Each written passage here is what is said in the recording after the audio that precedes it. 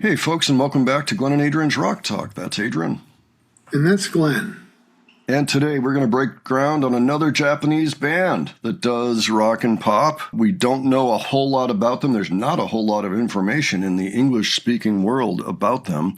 However, I did find some information on Reddit. They do have popularity in Japan. So from what I understand, this is a band with two people in it, the singer and the composer. The singer is entirely anonymous. I mean, she goes by the name Suis. It looks like S-U-I-S.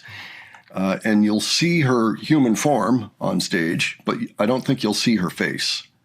And I think that's also going to be true of the other person in the band. Nbuna, I think, is the name of the other one. He's mostly hidden, but doesn't try as hard to hide as Suis does. So if any of you out there are an actual fan of this band, if you can give us some more background on the band, we'd really appreciate that. We were requested to do a couple of their songs that are in the same clip. The songs are Walk and Hole in the Heart. And this happened 3 years ago, looks like June of 2022. And we've got support musicians. Okay, Nbuna is playing guitar. So that's the composer. And then the vocal Suis. We've got another guitarist named Mitsuyasu Shimozuru, a bass player named Tatsuya Kitani, drummer named Masak, and piano and keyboards Tatsuya Hirahata. And this may actually come from a DVD. I'm kind of getting that sense. But again, it's a little tricky to get more information. So if you haven't, please share it. Okay. All right. Any thoughts before we start up, Adrian? Well, just one little I was able to get from Reddit. And apparently this is one of the most famous of current rock bands in Japan. Okay, that's good to know. That means that we're breaking ground on something that a lot of people should know about, at least in Japan. All right, let's check this out, and we will discuss afterwards. All right.